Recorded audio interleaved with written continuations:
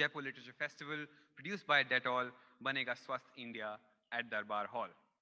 Today, we have a book launch, the first edition, 5 Decades of India's Built Environment by Dikshu Kukreja.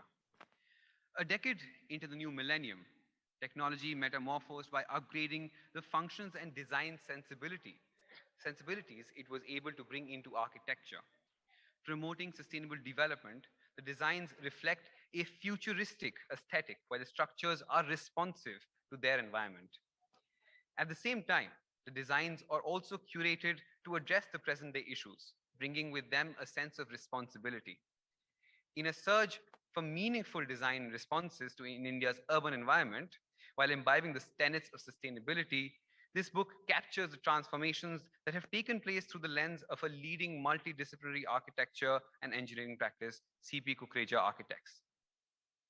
Dikshu Kukreja is an architect holding a B Arch as a gold medalist from the School of Planning and Architecture and a master's in architecture and urban design from Harvard University. He was elected as the founding vice president of Asia GST, which grew to become one of the largest student organizations at Harvard University. His firm, CP Kukreja Architects, CPKA, ranks among the top 100 architecture firms globally and among top 5 in Asia. Arunima Kukreja is a writer, interior designer, and philanthropist who heads the CPKA Foundation for Design Excellence as the creative head of the series Deciphering Design with Dikshu that aired on Disney Plus Hotstar. She, along with Dikshu, explored different facets of design and how they influence our everyday lives. Dikshu will also be in conversation with Sanjoy K. Roy, an entrepreneur of the arts and is the managing director of Teamwork Arts, producers of the Jaipur Literature Festival and JLF, along with 25 other festivals across the world, and is the founder trustee of the Salam Balak Trust, providing support services for street and working children in Delhi. Ladies and gentlemen, please let me now call upon stage Arunima Kukreja to share a few words about the session and the book. Please also a big round of applause. Thank you.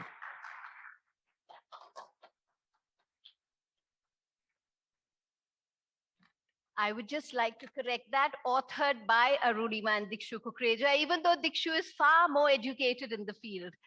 A non-architect married into a family where there are 3 generations of architects, I was often drawn into conversations about our built environment. Being a student of history, I slowly began to appreciate the nuances of architecture and the story it stands to tell. India is a country that has gone through immense transformation in the last 5 decades, and each decade symbolizes a significant era, replete with its political, social, economic upheavals and consequent strong design trends. Once driving down the ring road of Delhi, I was taken up by all the buildings designed by the firm, right from the Army Hospital in Dhola Kuan to the NAFID building, and of course, all others that dotted the city, like the Ambadeep office. Some of them were new, some decrepit, some partially hidden by the canopies of large trees. What struck me was how distinct the architecture of each of these buildings was, and how this so very beautifully stood to represent the decade in which they were built. There was an urgent need to archive, document, and gather material on all these projects, which sadly was missing in a lot of them, and to bring to the fore the design ideology behind them. Literally rummaging through materials of over 50 years of the firm, I began to see how adventurous and ambitious a lot of these built spaces were, and how a lot of these large public spaces, which is the forte of the firm, became cauldrons of ideas, ideologies, and gatherings, like the Jawaharlal Nehru University. So while the Jawaharlal Nehru University, built in the early 70s, was a symbol of rising modern indigenous architecture in post-independent era, the signature towers in Gurgaon, built in the post-liberalization era of the 90s, saw India open its arms out to the digital world, with signature towers being one of the first advanced curtain glazed buildings in India, and of course, yet being sustainable. The new millennium, the first decade of the new millennium, also saw certain projects like the Pathways School, which was a step towards globalization, yet retaining its roots in the indigenous architecture.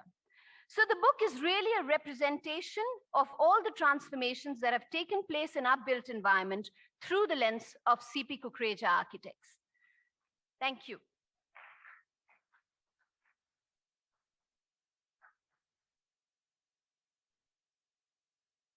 Thank you, ma'am. May I now please invite Mr. Dikshu Kukreja to say a few words on stage before we also launch the book with Mr. Hans Jakob Frydenlund, the ambassador of Norway to India.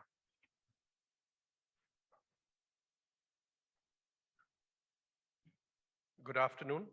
I would like to begin, first of all, by thanking the organizers. I am just absolutely stunned by the inspirational environment I'm sitting in and experiencing. GLF is incredibly a world-class festival, and I have to compliment Sanjoy and his colleagues for creating something like this. I think it's fascinating. I cannot but also thank Navdeep Suri for having introduced me to this new world. 5 decades of India's built environment is truly a journey for us, which has been not just of creating a built environment, but also experiencing as it comes along. So I think it's something that I have also felt is sadly missing in the Indian architectural world, and that is the ability to actually document and present what we go about creating. Indian architecture, which means every single ounce of my blood, my heartbeat goes for Indian architecture and Indian design. And I think when I see, we travel around the world and you talk to people, you have conversations, and you see how people reminisce about the historical Indian architecture. But what has happened post-independent India? Something is missing, something where people don't realize that there has been a transformation, and that cannot be experienced by people unless it's documented. So that's what this book is about, that we decided that the first 2.5 decades post-independence was really about what we saw in the previous session, what was being talked about, heritage of words. There was so much of grief or challenges that India was overcoming, whether it was about still fighting poverty, famines, droughts, etc. So those first 20 years, I think India was just barely standing on, independent India was barely standing on its feet. But starting the 70s is where we see major steps taking place in Indian architecture decade after decade. And that's what this book has tried to capture. And since our firm has also been around for 5 decades, it was a nice perspective to see it through the lenses of CPK. So I look forward to sharing my thoughts with Sanjoy on this book, and I invite you all to also delve into it. Thank you.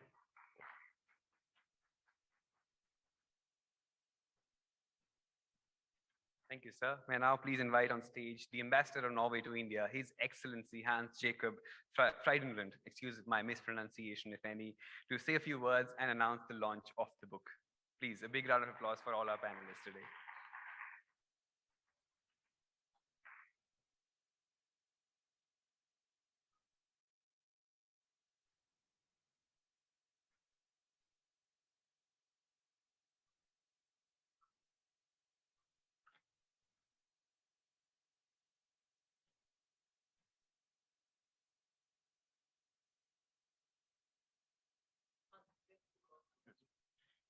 Yes.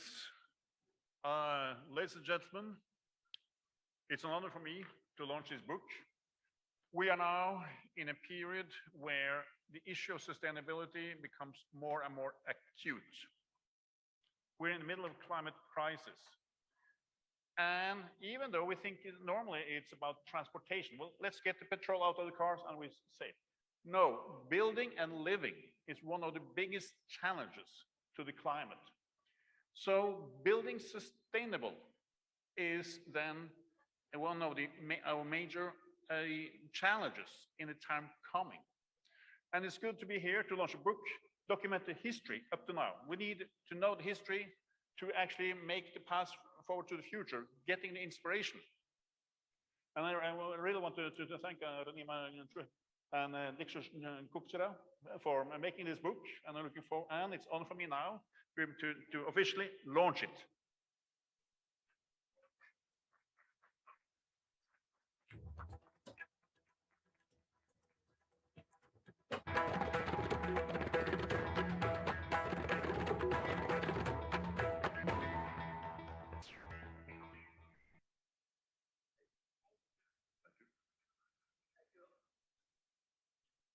Thank you, Ambassador. Thank you so much. I'm so sorry that you're not joining us, considering you're the co-author of the book. So we should have actually had you with us too. Dikshu, thank you so much for introducing design and architecture into the Jaipur Literature Festival. What you showed us was absolutely wonderful work. Delhi, the city that many of us come from, and of course Jaipur, which is where we are, you've seen the progression of architecture, whether it's in Jaipur, it's from the old city of Amer to the pink city to what is now the new city. In Delhi, from whether it was Pithoragarh to Mehroli, to Siri, to Tughlaqabad, to Shahjahanabad, and of course then to New Delhi. And now it rests permanently in what is called Punjabi Baroque architectural style, which is much of South Delhi. And then came Gurgaon, which was a whole new world, in many ways similar to the Dubais and the Singapores. But what of Indian architecture? And with that, two questions. What of Indian architecture and how is that reflective in today's world? And when we sit in places like that, what in this is Indian? And how can we sort of create that experience of the India outside and bring it into the outside, inside? So, Sanjoy, I think it's rather ironical that if we are to travel to any of these cities that you have named, there is such a repertoire of architecture and architectural heritage that there can be volumes documented about it. So when we come from a country where there is such a background and such a rich history to Indian architecture, it does become rather surprising that, post-independence, when we are actually independent and we were free to choose what direction we wish to take, including in our architectural preferences, we seem to have lost somewhere our vision and our direction, because one city after another, and whether it's the Gurgaon of today that you are referring to, or many other cities which strangely in India want to emulate being the Gurgaons of the world, or the Bandra Kurla BKCs of Mumbai, one finds that we are completely ignorant of what we can actually be inspired from our own architecture. And I'm not saying this because we are trying to here romanticize the past without any meaning to it, but it's when you look at buildings, when you travel around in Jaipur itself, and you look at the architectural elements, each of them have actually a climatic context to it, or a cultural context to it, or a sustainability design quotient to it, just like the ambassador just mentioned about. So when that has been the inspiration for including those kind of elements or having that kind of direction in architecture, and I'm referring to the jali, which you see, the jali or the screens in Rajasthan, architecture of Rajasthan and architecture of North India for that matter, I feel that somewhere we have probably, alluding to what I just mentioned a moment ago, that we need to be first delving into our own Indian architectural heritage and then being able to take it into a more modern interpretive manner.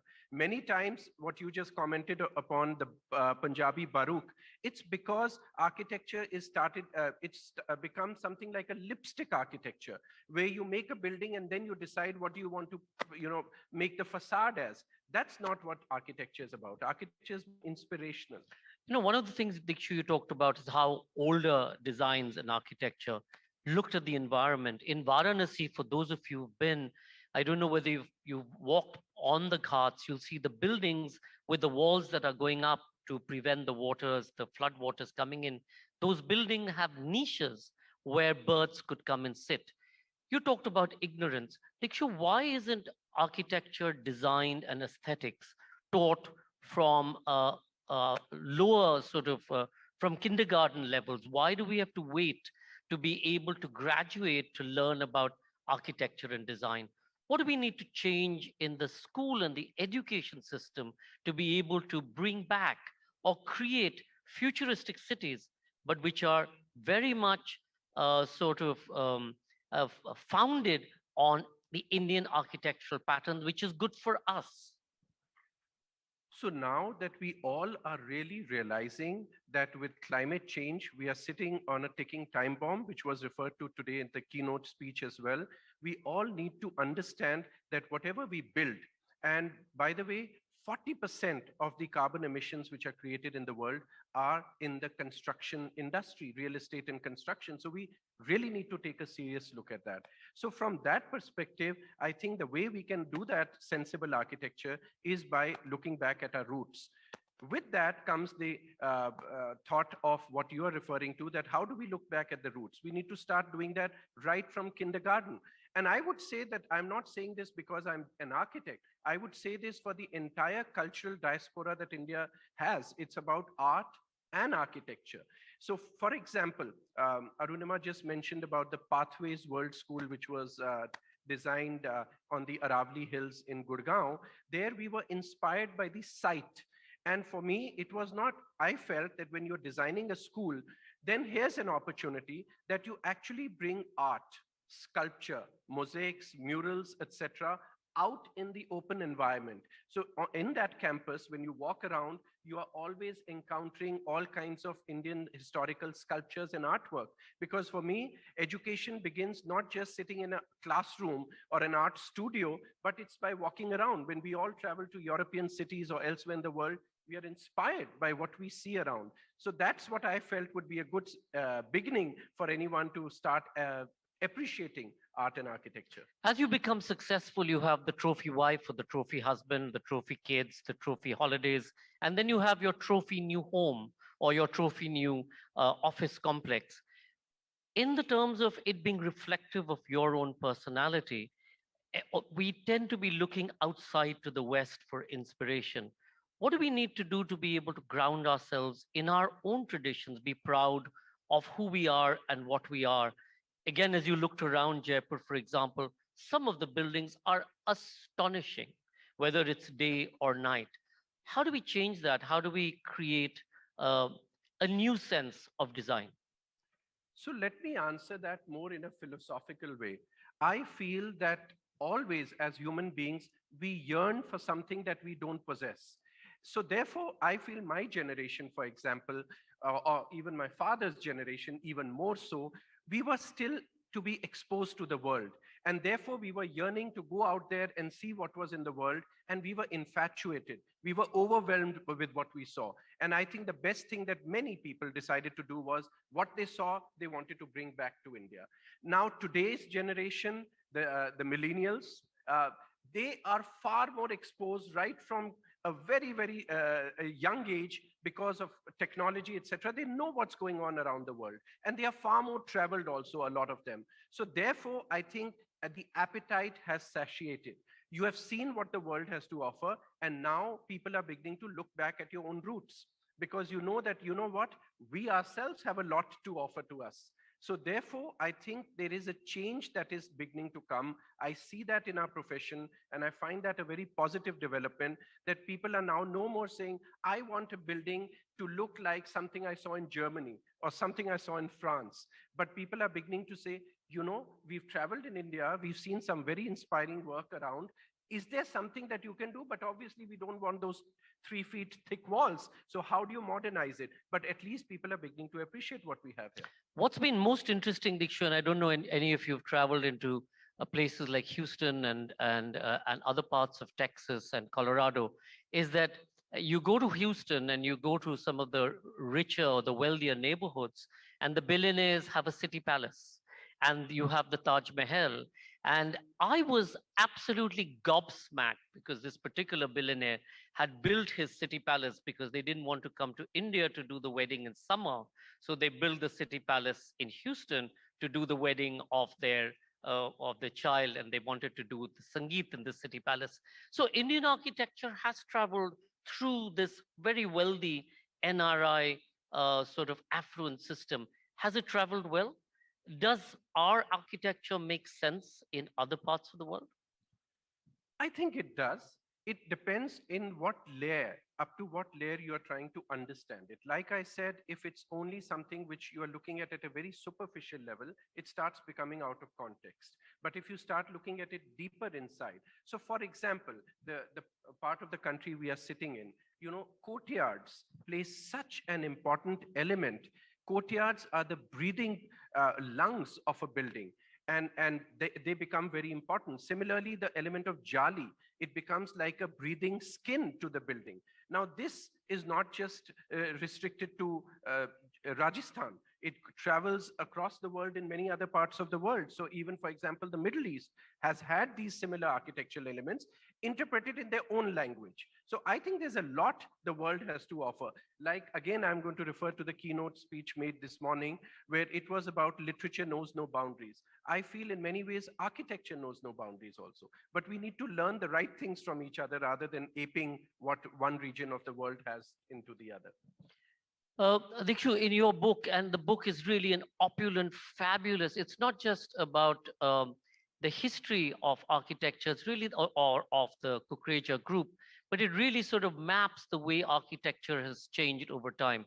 In your book, I saw that the CP Kukreja firm has done architectural designs for academic institutions, for hospitals, for large hotels, for new office buildings, for residential complexes. In all of this, I'm assuming the need-based for a hospital is quite different from, say, an educational institution, but perhaps somewhat more similar to, say, a hotel building. How do you all plan when you create these plans, and you've done everything from what we see as the India Pavilion in Dubai at the Expo 2020, all the way to the Jawaharlal Nehru University, etc. What's the kind of inputs that you get in creating the designs that you have? So I think one of the things that has been a thread which has run through all the way till today, a couple of them actually. One is to do with context. For us, it's always that architecture is at one level common sense, but at another level, it's first realizing the context where you're building. I'm appalled and sometimes completely go into a state of shock when people talk about just picking up a design from one part of the world or our own country and planting it into another. How can architecture be given birth to in this kind of a manner? So for me, a very important element has been context. Now, the context can be climatic, it can be cultural, geographical, historical, and many other economical, social. All these things influence. And that's the other thing about this book, that what we are looking at here is that it is about how architecture affects, reflects society and vice versa. It's not something that can ever be practiced in isolation. And the second thread that has run through for these last 5 decades with our architectural approach is sustainability. So if you see those images that are before you of the Jawaharlal Nehru University and the other projects. So this was back 50 years ago. And there was a computer center building, which was the first of its kind to come up in India, where the cost of the computer sitting inside was more than the cost of the building. And at that time, Delhi had power outages. So how do you keep a building cool where you have a computer sitting inside, but you won't have power for 8 hours in a day in a hot climate like Delhi? So, the building was designed in that manner. So all through, one of the important threads has been sustainability. And today, more than ever before. I'll come to sustainability and smart cities and smart buildings in a second. You talked about the environment. It needs to be reflective of the environment. How do you, especially in India, juxtapose the Antales overlooking the slums of Bombay, or people who have no home? Similarly, in Delhi, you have the Connaught Places, or you have the Gurgaons, and under the flyovers, these vast flyovers that connect people and places through the night, you have people sleeping under them. Is there a duty, or is there a responsibility that architects have in designing these buildings to perhaps also provide for the other? In Boulder, Colorado, for example, now the library has been created in a way that ensures that homeless people have a space during the day, not necessarily during the night, but certainly during the day. In Delhi and other places, we're seeing night shelters. What is the responsibility of architects, your profession, to be able to be more empathetic and inclusive in creating an opportunity for these people? So one of the things I very strongly believe in is that architects, by education and by duty to the profession, are not just people who are supposed to design buildings. I believe, and I would like to stay in that utopia, and invite others to join in that utopian world, that architects have a role to influence society in many ways. And therefore, unless we understand the problems of society as professionals, because our education, the whole pendulum swings right from scientific aspects of chemistry and physics to all the way through sociology and psychology. So when you've studied all these different fields, you should be able to make a difference accordingly in society. So I think it's very important for us to be able to influence or able to encourage society that all these aspects need to be taken care of, or issues which you just brought out. And how does one do that? This, I believe, has a multi-pronged approach. One is that at the government level, at a policy level, we can play a role. For example, you're referring to some of the US cities. I was very surprised when I was there, pleasantly surprised when I was there to find that many mayors of American cities are actually architects by training. So I feel we have that role to influence cities. And in that respect, it's important that at a policy level, we are able to play a role that the policy makers introduce aspects now, whether it's about creating housing under public spaces or many other aspects which the underprivileged need to be offered. And the other role that we can play is not just at policy level, the second role is at the society level. So whether the community that we live in, the residential neighborhood that we live in, or other groups that we participate in, we can start encouraging students, because encouraging communities to participate, because we are people who are trained to come up with ideas. And the third level, which is most important, is that ourselves, when we are designing projects, we do that. So again, to give you an example of the Pathways World School, when we did that school, it was coming up near a village. And we explained to the client that, you have to provide, as per the National Building Code, a water tank for firefighting purposes of 200,000 liters. So rather than creating an underground tank, which water will never be used, why not make a lake out of it? And in that lake, on the bottom of the lake, we decided to do a fantastic mural, which was not designed by us, but it was inspired by the rangoli, or the patterns that the village women create in the neighborhood village. So we invited the women to come there to create those patterns, and from there the design came out. Dikshu, I'm going to put you on the spot. Every victorious general wants to mark their legacy with creating new cities and new buildings. So whether it was Shah Jahanabad or Tughlaqabad or the new city of Jaipur or the pink city, in Delhi we are seeing the restructuring of the central vista. Do you have an opinion on that? Was there a need to do that? Is there perhaps a better way to do that? Will it be reflective of Indian design? At this point of time, was it something that should have been done? Could we have instead focused on these needs that you're talking about the needs to be inclusive? Or is it just a mark of a legacy that's being created for vanity projects, which are mostly like, projects of this kind?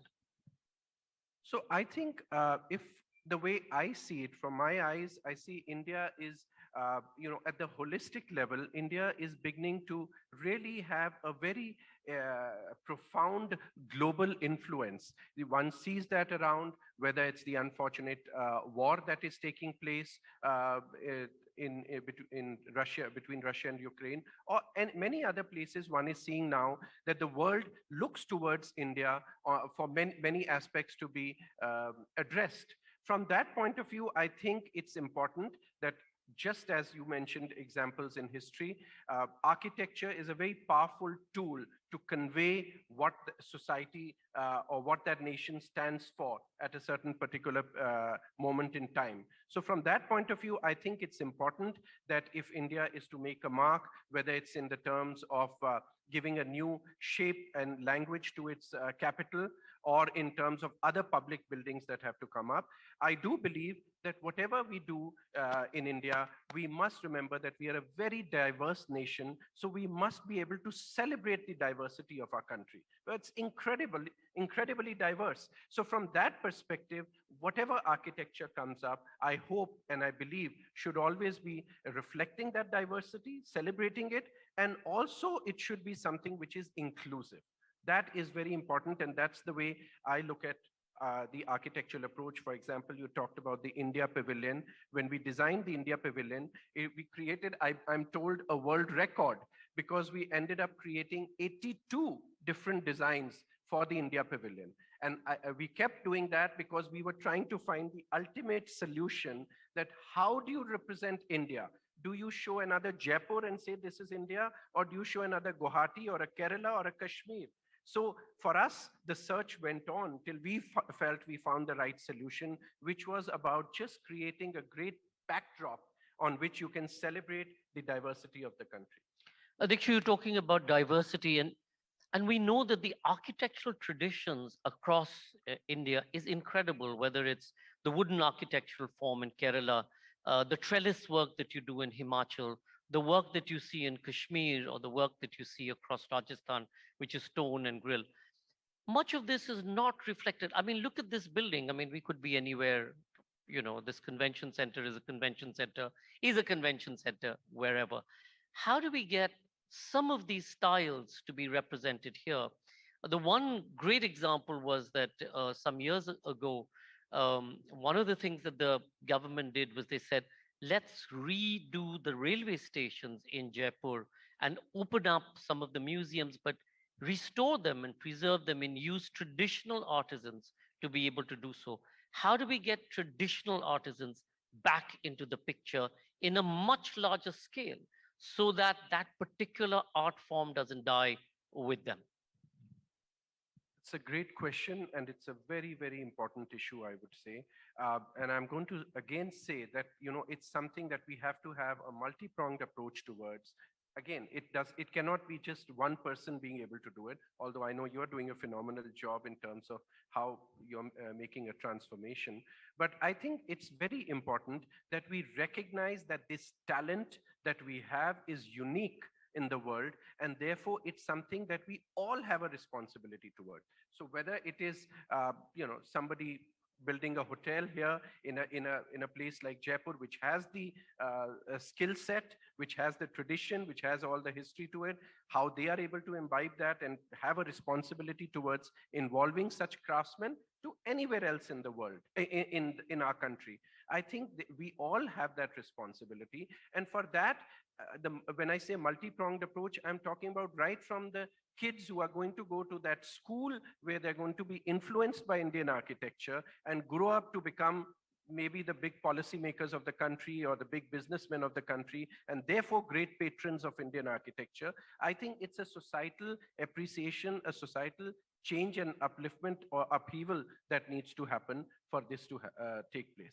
And I would like to be an optimist here and say that I can see that change. When I interact with clients, when I interact with people, I see that it's now fashionable, which is a good thing, to talk about Indian architecture, to be inspired by Indian architecture, rather than say, oh, you know, I saw this thing on Rodeo Drive, or this is what I saw in Dubai. Can we have it out here as well? I think that trend is changing. And that trend will only increase, the change will increase when people begin to understand what Indian architecture is about. And that's what, through this book, we are trying to do. It's a very, very small, it's a drop in the ocean of what Indian architecture in post-independence India has been about. They are great architects. They are very talented architects in our country, I feel, today, who are doing stellar work. I urge people, and that's why we had our conversation a few months back, and I thank you also, Sanjoy, for bringing architecture to this literary platform. Dikshu, moving on to, again, going back to what Shambi Sharp said in the morning about this being our only planet, there being no second alternative. And it's not that the planet's going to die, our species is going to annihilate, and it's going to be done by us, not a asteroid or a meteorite. In that context, what's the role? I mean, we're looking at Gurgaon, say, for example, which is an example of smart city to some extent, or certainly smart buildings. What do we need to do? You talked about 40% of building materials right now contribute to, global warming, etc. What do we need to do to be able to look at new technology, both in terms of the building forms as well as the material that is used? And how much of this is going to be reflective in the smart cities that are being built in India or being developed in India, at least the 100 smart cities that are being developed across India? So I think it is a very serious issue that needs to be addressed, and that is that if we are not going to embrace sustainable design, sustainable technologies, sustainable means of doing construction, we are really headed into a catastrophic situation. So from that perspective, I believe that of course onus lies on architects and professionals to be able to influence people around, to explain the importance of choosing the right technologies. The great thing today is that India, with our startups and our Make in India initiatives and all the other things that are going on, it's a country which cannot now say that, you know what, we don't have these resources. We have every possible technology, every possible building material that could be anywhere on this planet is available in India. So we are now literally again spoiled for choice. So the choice that has to be made now is intelligent choices. So for example, Sanjoy, if you recall, we had a conversation once about how when people move from one part of this country, or especially urban migration, when people from rural areas move towards our cities, what they bring in terms of their understanding, how does that influence our cities? I want to talk about the other way around. It does disappoint me sometimes that when you travel to hill stations like Shimla or Dalhousie or these places which have such a charm to them, and you see what even the little new shops that are coming, or the earlier charming mall that was used to be there, now that is being replaced with this metal and glass facades for buildings. Why metal and glass in a hill station? So it's all about us making the wrong choices. We feel that if we create a building which is clad in aluminium, or ACP as we call it, the metal building, or just slap a lot of glass on the facade, it's a modern building. That's where the wrong choice is being made. And that's where I think we as architects and everyone else here who has the intelligence to influence the right choices plays a role.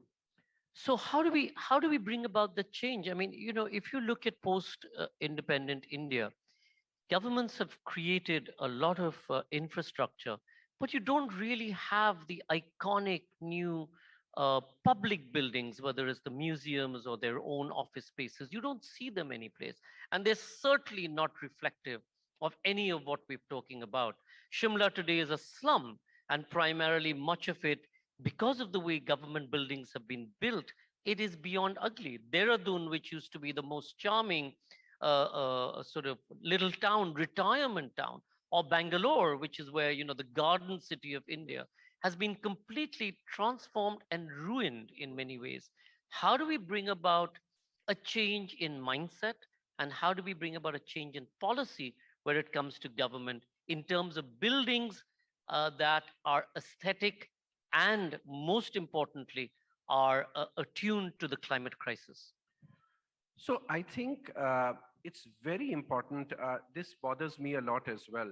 It's very important that the decision makers in the government realize that when you are commissioning a building, it's a very important and noble task you're taking on. It's a task or instructions you are issuing for something which is going to last beyond our lifetime. The building is still going to be there. It's very disturbing to see that a lot of times there is a very short-sighted, myopic view in the government of creating infrastructure, creating buildings, but only looking at the capital cost. The operational cost, or OPEX as they say, is ignored. It's only that we only have X amount of money now, so let's just go ahead and do it. And therefore, we delete this, we delete that, and we don't think about the future at all. And that's a sad thing, because really we don't realize that that building is going to cost far longer, because it's going to live an unhealthy life. It's going to be sapping more energy and resources. So why not do it the right way the first time? The second thing I find disturbing is that mega projects happen in the country, but when it comes to devoting the investment or money to artwork or to craftsmanship, that is completely ignored. So, in some cities like Delhi, there is a mandate of the government that 1% of the building cost should be put onto art for use for public art. Now that is also in a way twisted. And what happens is, if there's a hotel coming up in Delhi, the walls inside this kind of a room, whatever artwork will happen, they are considered into that 1%. But that 1% was meant for public art. So things like that is something where the government can play a big role in creating buildings which are far more responsible. You know, in the temple tradition, and today much of India's narrative is around the building of new temples, etc.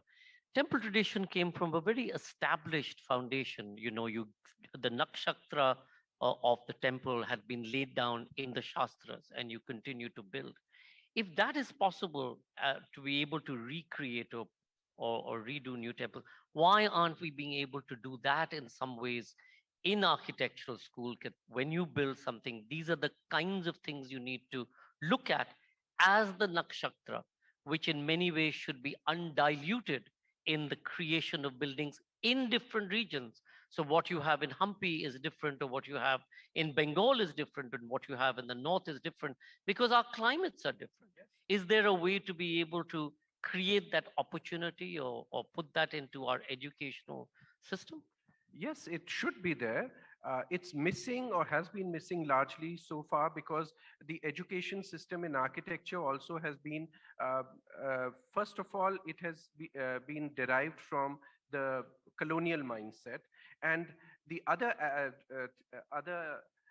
incident or other direction what took place was that when India gained independence, for example, Prime Minister Nehru commissioned Chandigarh, and then even Mrs. Indira Gandhi was responsible for setting up Delhi Urban Arts Commission and things like that. So there was some sort of a significance being attached to architecture, but largely what happened was, with the coming of, let's say, the CPWD, or the Central Public Works Department, it became a completely engineering-driven mindset.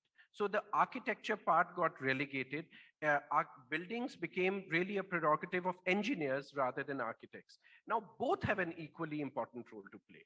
So therefore, one being pushed to the background will have a detrimental effect. And that's what has happened. But before you ask me the next question, I'm tempted to ask you something here. You have such a passion towards art and culture, and you are playing a stellar role in the country. There's no doubt about that. Where do you see, from your perspective, where do you see art and architecture, or cultural aspects of India coming together and being reflected in architecture? Where do you see the marriage? Dikshu, I don't see that there is a difference. I believe that architecture is or should be reflective of our ecosystem, of our traditions, of our art, our culture, our heritage, our tradition, and tell a story. That's what any aesthetic form is. It tells a story. Here, for example, I keep referring back to this building. It doesn't tell me a story, and that's the disappointment. Until unless we're able to place ourselves eh, in earlier times, your name used to be reflective of where you were, or who you were, your caste, your village, your father, and so on and so forth. Yes, through migration, much of that we've lost. But sadly, we've also lost the sense of belonging. And when we were talking about migration, Dikshu, that's one of the big issues, right? We migrate from rural to urban, we migrate between urban places. I was born somewhere, I've grown up somewhere else. And in that, we lose something, but we also gain. We gain the diversity that we have. But what is it that we can do through art and architecture and tradition and knowledge and education and science and technology to be able to pull it all together? Why do we look at it as separate things? Art is not separate from aesthetics, neither is it from architecture, neither is it from science and technology, because all of this comes together when we are creating anything of importance. And I think that's something that perhaps our school system, our education system has failed us, and we have failed them by continuing to say, oh, this is liberal arts, so this is what it is. This is science. This is the STEM subjects. This is what it is. And never the twain should meet. That wasn't so before, and to be able for an artist to envision something and to create that vision of what he's envisioned, he needs the science and technology. For the scientist to be able to send somebody off to space and the Hubble or the Webb or whatever, they need that out of the box thinking, the innovation to be able to do that. So it's interesting. But Dikshu, last question, because we're running out of time, is again in your book you've looked at residential complexes, and you've looked at some beautiful buildings. Why is it that when you look at low cost housing, that by and large government does, or government then contracts architects and builders to do, why does it always have to be so dismal, not just in India, but across the world? When the minute you look at low cost housing, it's ghettoization, it's one above the other. It sort of brings it all down to that below average life experience. How do we expect people to aspire to move beyond themselves in that kind of environment?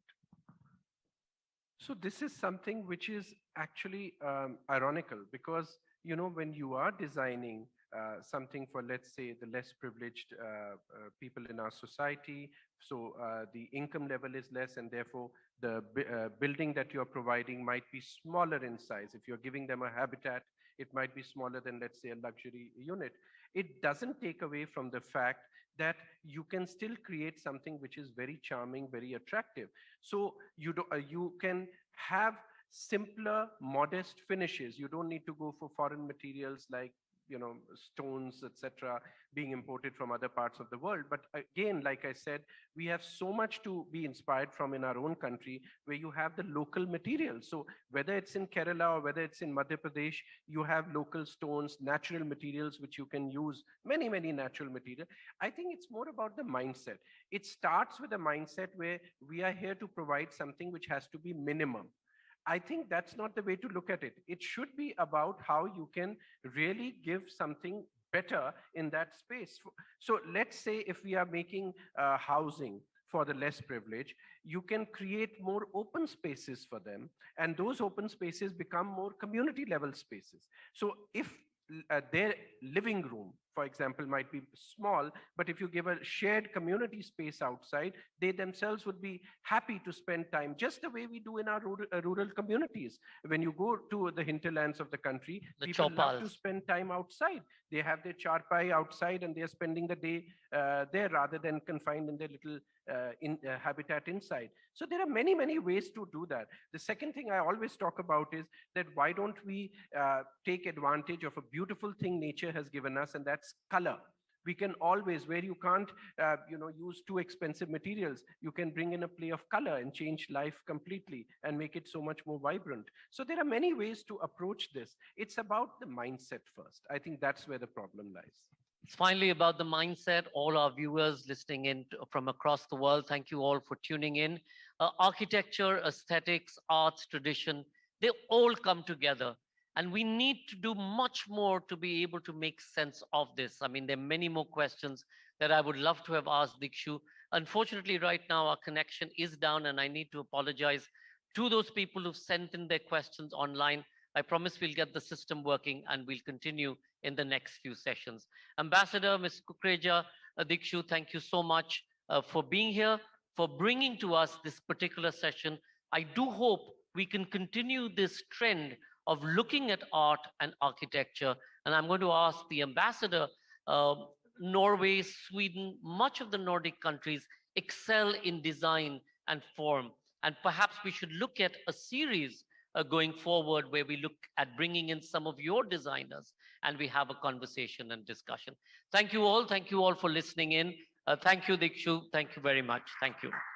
Thank you. And I'd just like to announce here that it's an interesting development which is going to take place, that starting next month, I'm hosting a television series which is called A Tale of Two Cities. And it's going to be on Beyond TV channel. And what that's going to be doing is where I'll be interacting with the mayors of different cities from across the world and comparing that with one Indian city. So it will be one global city and one Indian city, so that we can learn from each other. There's so much out there that we can learn from each other and make our own cities world class.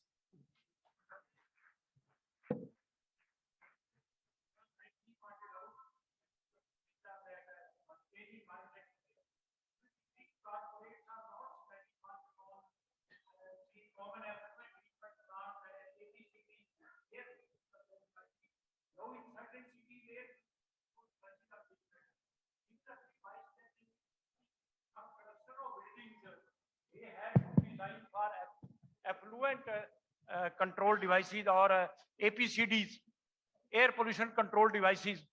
Basically, the design is missing. You have rightly pointed out that the new technology has to be introduced. So we must have some designers who can design very good these CETPs, even common effluent treatment plants which are there. Those are not being maintained properly in India. No, in fact, So- you're absolutely right, because we're going to run out of time. We'll come and so- answer the question. But just to quickly tell you, we have a series called Be Inspired, which is with the principal scientific advisor to the Prime Minister of India, Yes, Vijay sir. Raghavan's office. And in there, we've received a number of new suggestions after the architecture session. One of them was, in fact, to how to reduce PM10 and PM20 yes. particles, etc., during in-building complexes. And who sent this? Two young people living in the semi-urban areas of Bangalore. But we'll have this conversation. NGT is there, but they are only taking care of 25% of the facilities. Totally. So agree. NGT also has to be revamped. Absolutely. If this message goes to the government, Sure. I shall be grateful, because Mr. Sanjoy, you can do it, Mr. Kukreja. Thank you can so definitely much. do it. Thank you so much. Send the message, please. Thank you, sir. Thank you. We would like to thank Mr. Dikshu Kukreja, Ms. Arunima Kukreja, His Excellency Hans Jakob Frydenlund, and Sanjoy K. Roy for a riveting discussion and the great book launch. And we hope to see you in the following sessions of the Jaipur Literature Festival. Just to announce, Mr. Kukreja will be available to sign books outside in the stall that you find for the Darbar Hall. So please feel free to take your books and get it signed by Mr. Kukreja. And please also help us in keeping the festival venues clean and dispose of your waste in the waste bins placed around the premises. And we hope to see you in the following sessions. Thank you.